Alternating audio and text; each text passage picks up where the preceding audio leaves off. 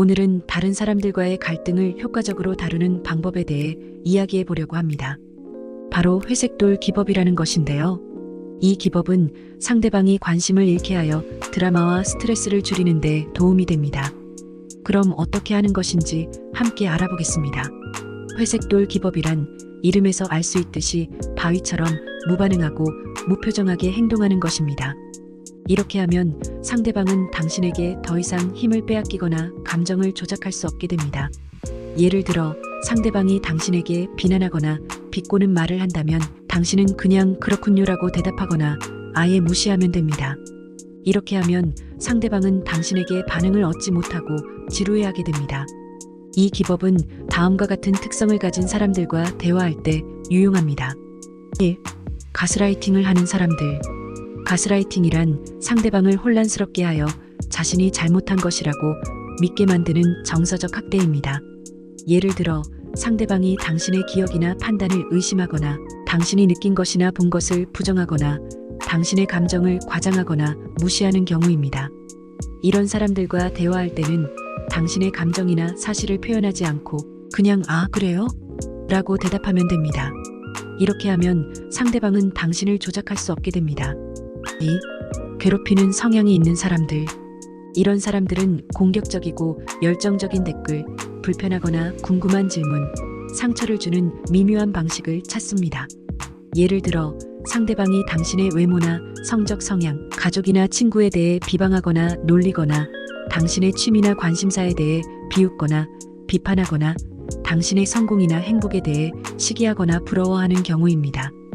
이런 사람들과 대화할 때는 당신의 개인적인 정보나 감정을 공개하지 않고 그냥 "그렇군요라고 대답하거나 아예 무시하면 됩니다. 이렇게 하면 상대방은 당신에게 반응을 얻지 못하고 지루해하게 됩니다. 하지만 회색돌 기법은 모든 상황에 적용할 수 있는 것은 아닙니다. 다음과 같은 경우에는 이 기법을 사용하지 않는 것이 좋습니다. 1. 당신이 아끼고 좋아하는 사람들과의 관계에서.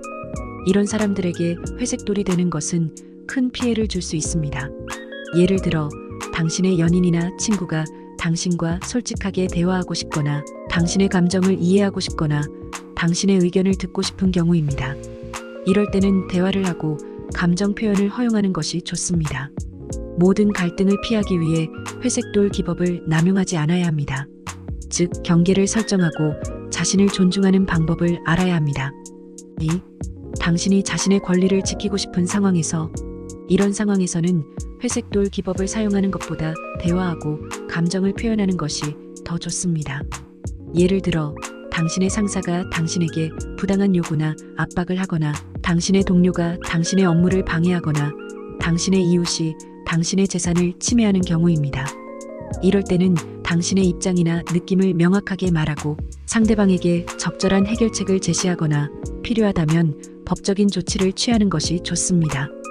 이렇게 하면 당신은 자신의 존엄성을 유지하고 상대방에게 당신을 존중하게 만들 수 있습니다. 회색돌 기법은 불가피한 상황을 처리하는 데 매우 유용한 방법입니다. 하지만 이 기법을 사용할 때는 상대방의 감정이나 입장을 고려하고 자신의 감정이나 입장을 무시하지 않는 것이 중요합니다. 또한 이 기법을 사용하는 것이 당신의 웰빙과 건강에 해를 끼치지 않도록 주의해야 합니다. 회색돌 기법은 당신의 문제를 해결하는 것이 아니라 당신의 문제를 회피하는 것입니다. 따라서 당신이 정말로 필요한 것은 무엇인지, 당신이 정말로 원하는 것은 무엇인지, 당신이 정말로 행복한 것은 무엇인지 스스로에게 물어보고 당신의 삶을 책임지고 즐기는 방법을 찾아야 합니다. 여러분, 오늘은 회색돌 기법에 대해 알아보았습니다. 시청해주셔서 감사합니다. 구독과 좋아요는 영상 제작에 큰 힘이 됩니다.